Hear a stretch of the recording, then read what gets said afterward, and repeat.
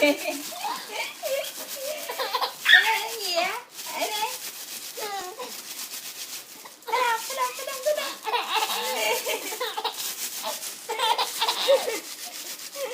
Ở nè, đây nè, đây nè.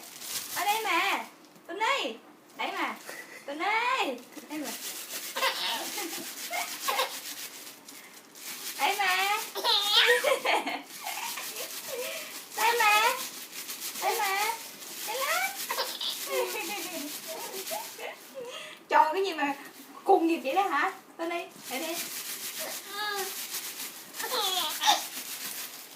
Đây lắm. Mệt rồi.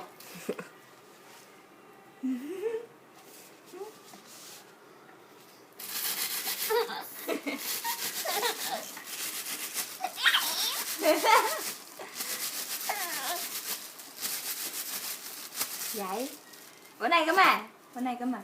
Bữa nay, bữa nay, bữa nay.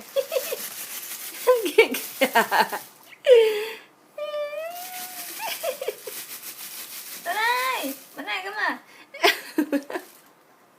Ngồi qua đây. Chị hai đẹp trai đẹp gái không mà. Dở máy qua đây. Thôi.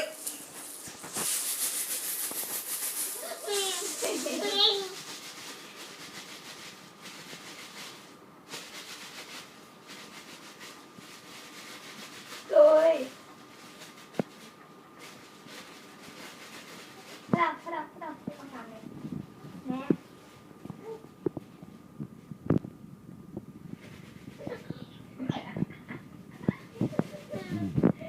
Ê, cái gì vậy? Cái gì vậy? Thấy không? Thấy không?